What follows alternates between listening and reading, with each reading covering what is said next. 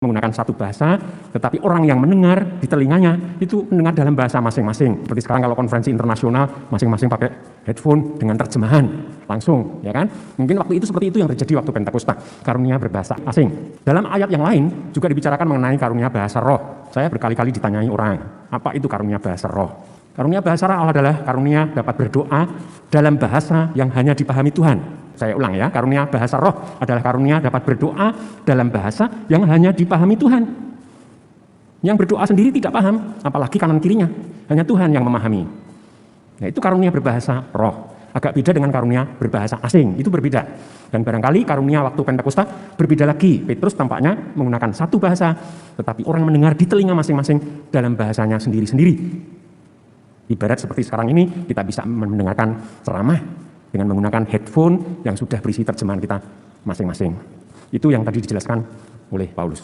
Allah kudus dalam surga, dipilih oleh Allah dari dunia seluruhnya dan dari para bangsa.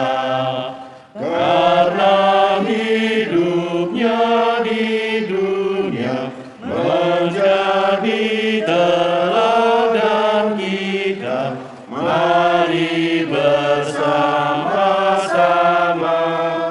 memuji Tuhan kita. Dan Roh Kudus. Amin. Tuhan bersamamu. Dan bersamamu.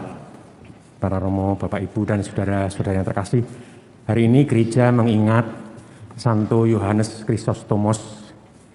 Beliau adalah uskup di Antioquia di Syria pada abad 4. Beliau berjasa bagi gereja karena beliau menulis banyak buku mengenai ajaran Kristiani yang benar, sehingga umat dijauhkan dari pandangan-pandangan yang keliru.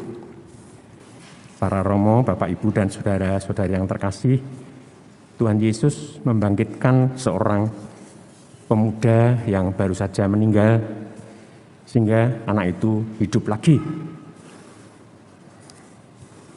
Bagi kita, hal yang dilakukan Tuhan Yesus memberi keyakinan dan pandangan, bahkan akhirnya menjadi ajaran gereja, yaitu bahwa yang memberi nyawa pada manusia hanyalah Tuhan. Maka yang mencabut nyawa juga hanya Tuhan yang punya hak. Manusia tidak boleh mencabut nyawa manusia, apapun kondisinya. Karena itu sejak dulu gereja melarang bunuh diri. Bahkan dulu pastor tidak boleh merayakan misa requiem untuk orang Katolik yang bunuh diri. Sampai kurang lebih 100 tahun yang lalu. Tetapi sekarang ini hukum gereja mengizinkan pastor memakamkan orang Katolik yang bunuh diri. Alasannya, misa requiem bukan hanya untuk yang meninggal, tapi juga untuk keluarganya, memberi kekuatan, ketabahan, dan penghiburan bagi keluarganya. Jadi sudah lama gereja menolak bunuh diri, karena hanya Tuhan yang boleh mencabut nyawa kita. Akhir-akhir ini ada perkembangan baru, para Bapak Paus mengajak orang Katolik menentang hukuman mati di seluruh dunia. Jadi orang Katolik di Indonesia pun harus berusaha menentang hukuman mati. Karena negara tidak punya hak mencabut nyawa. Negara bukan Tuhan, hanya Tuhan yang boleh mencabut nyawa orang. Tentu saja kita tidak boleh memaksakan pandangan ini pada negara kita. Karena negara kita bukan negara Katolik. Mayoritas penduduk kita adalah orang Muslim yang barangkali masih mengizinkan hukuman mati. Tapi sebagai orang Katolik kita harus sadar, kita semua harus berjuang menentang hukuman mati untuk siapapun. Alasannya karena hanya Tuhan yang berhak mencabut nyawa manusia. Dan negara itu bukan Tuhan. Negara juga dapat berbuat salah. Kemudian di dalam surat Paulus pada umat Korintus dibicarakan mengenai karisma-karisma. Di dalam sejarah bangsa kita punya semboyan Bhinneka Tunggal Ika.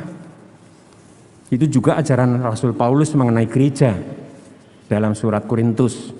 Gereja juga Bhinneka Tunggal Ika. Bhinneka karismanya, tetapi satu gereja, tetap satu gereja. Tapi warganya karismanya berbeda-beda. Tadi disebut ada yang menjadi rasul. Misalnya 12 rasul, Rasul Paulus, Rasul Barnabas. Ada yang disebut nabi. Dalam Perjanjian Baru juga ada beberapa nabi. Yang disebut nabi dalam Perjanjian Baru adalah orang Kristiani yang mendapat karunia bernubuat. Ya, karisma bernubuat. Orang yang mendapat karisma bernubuat boleh disebut nabi di tengah-tengah gereja. Kemudian ada pengajar, orang yang mendapat karunia pengajaran untuk mengajar. Lalu Paulus juga menyebut beberapa karisma yang agak langka. Karisma penyembuhan dengan doa tanpa obat. Karisma pengusiran setan. Karisma bahasa asing. Tadi disebut ya, karisma berbahasa asing. Ini jarang sekali terjadi, di Indonesia tampaknya belum pernah. Tapi pernah terjadi di London, disaksikan oleh ribuan orang dan banyak wartawan. Sehingga masuk koran waktu itu. Ya. Suatu ketika ada orang yang betul mendapat karunia berbahasa asing. Ngomong bahasa yang tidak pernah dia pelajari dalam sebuah kebangunan rohani Kristiani. Jadi meskipun karunia bahasa asing itu jarang sekali, tetapi pernah terjadi dalam gereja. Bahkan barangkali apa yang terjadi pada hari Pentakosta mungkin juga boleh disebut karisma berbahasa asing. Meskipun di sana tampaknya yang terjadi adalah Petrus berbicara dalam satu bahasa, tetapi orang yang datang dari berbagai negara dan bahasa mendengar dalam bahasa mereka masing-masing. Itu yang barangkali terjadi waktu Pentakosta. Jadi bukan Petrus berbahasa bermacam-macam bahasa. Beliau tampaknya menggunakan satu bahasa, tetapi orang yang mendengar di telinganya itu mendengar dalam bahasa masing-masing. Seperti sekarang kalau konferensi internasional, masing-masing pakai headphone dengan terjemahan langsung, ya kan? Mungkin waktu itu seperti itu yang terjadi waktu Pentakosta, karunia berbahasa asing. Dalam ayat yang lain juga dibicarakan mengenai karunia bahasa roh. Saya berkali-kali ditanyai orang, apa itu karunia bahasa roh? Karunia bahasa roh adalah karunia dapat berdoa dalam bahasa yang hanya dipahami Tuhan. Saya ulang ya, karunia bahasa roh adalah karunia dapat berdoa dalam bahasa yang hanya dipahami Tuhan. Yang berdoa sendiri tidak paham, apalagi kanan kirinya, hanya Tuhan yang memahami. Nah, itu karunia berbahasa roh. Agak beda dengan karunia berbahasa asing, itu berbeda. Dan barangkali karunia waktu Pentakosta berbeda lagi. Petrus tampaknya menggunakan satu bahasa, tetapi orang mendengar di telinga masing-masing dalam bahasanya sendiri-sendiri. Ibarat seperti sekarang ini kita bisa mendengarkan ceramah dengan menggunakan headphone yang sudah berisi terjemahan kita masing-masing. Itu yang tadi dijelaskan oleh Paulus.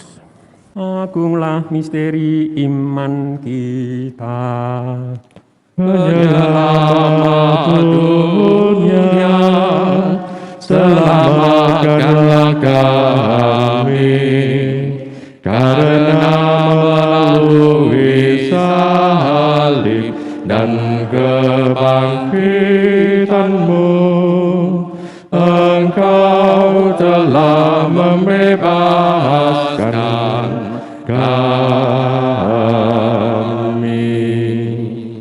Tuhan bersamamu.